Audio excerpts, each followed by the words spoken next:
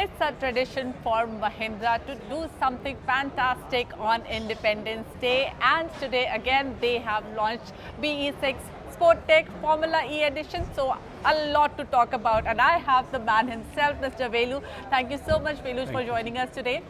First question. Why BE6 Sporteq? What was the need, and what feedback from the customers that you got and you have incorporated here? So we have combined several learnings in the last 1.5 years when we launched 9S with pack 3 above. So we learned that not only pack 1, 2, 3, but if you layer the packs up to pack 4 with certain price feature equation, it is better proposition for the customers. And when we launched Lakh in 9E, XEV 9E, we learned a refresh of the interiors, really boosts the customer confidence, and it's a different taste. And then we were developing internally the artificial intelligence Maya architecture, where you can have the large language models, and that gives basic three advantages. It can understand the user context, and it can have live conversation with you. It also understands the natural language reasoning. You don't require to be so accurate like Alexa. And then we also understood from customers that they are looking for the third screen to hear music, to play with, and then the gaming, all of them came into picture. So we called as a tech suite. There are 6 tech suites we have brought in, apart from this Google Gemini artificial intelligence, which is Maya. Combining together these learnings, we created this, we call BE6 is a sports car, and then we brought the technology and we rationalized the features and increased the layer of variance to give the right value proposition to the customer. You have also introduced with this BE6 Sporteq with Baas. Of course, yeah. Yeah. So, what was the need for that? Do you think that's because what the market suggests right now, Baas penetration, even with companies which came out first, is really low? Yeah, it depends on the car. So the BE6 Sporteq is really an appealing car to the youngsters. We are offering choices to the customers, and when the people love the car, then if you start with 11.45 as a Baas as a service, that's why we have offered in pack 1 and 2. Maybe a different situation will occur, and that's what we are hoping. Okay, so you expect your Baas penetration to be higher? Because of the young people loving this car. So would you offer Baas on other products as well? This is the only product we offer. Yeah. So, but would you take that on other products? We will see. Like we learn every day. So it is a process of learning the customer. So you give one, they respond. Then you give other, they respond. It is a process of learning. Our organization is a learning organization, and we learn every step we make. So can we expect Google Gemini also to be on other products? Yeah, as we announced from 1st January, it will go live on all other cars. Also the BE6 original cars, all of the cars will have. That's the advantage of Maya architecture. So all the cars will get it, yeah. Okay, now let's focus on EV as a segment and also on BE6. When you launched BE6, your 9E and 9S have really taken the market by storm.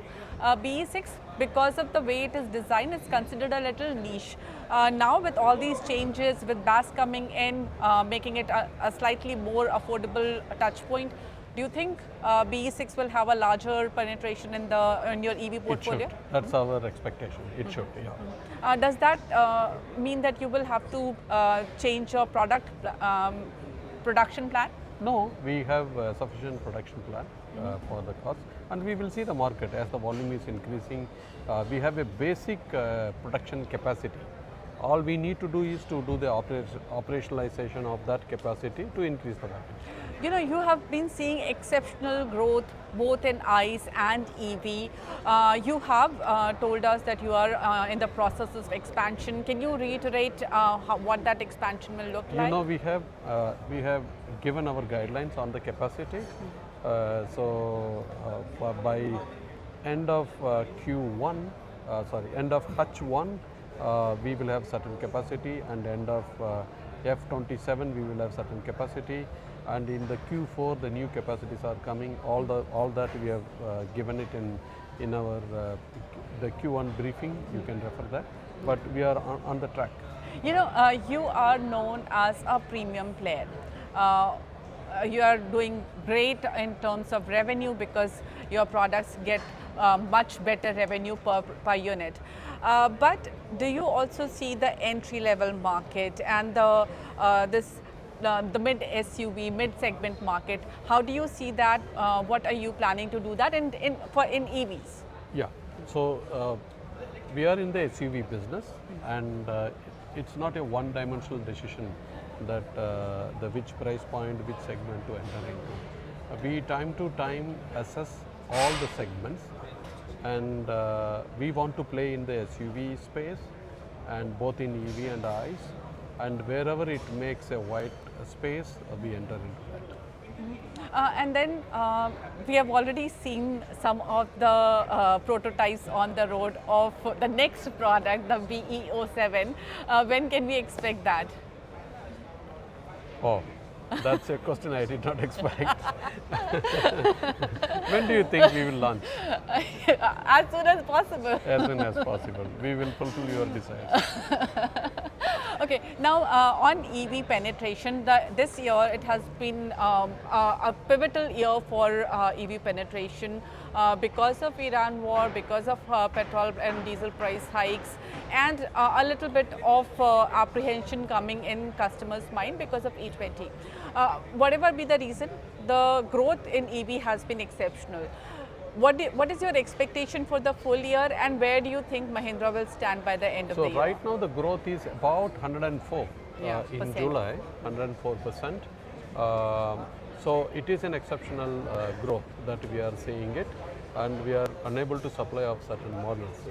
You know that there is a waiting period, and we are increasing our capacity as we have already told in Q1 briefing. The customer sentiment is for electric. That is clearly coming out from the EV penetration of 9% for the industry, and Mahindra's EV penetration is 12%. On the ground, the demand is continuously going ballistic, and we think this will continue throughout the festive season. You know, has this year changed your view on EVs? Are you more confident about India's EV adoption? We have kept our belief from the day one. We went for the Inglo platform based multiple top hats.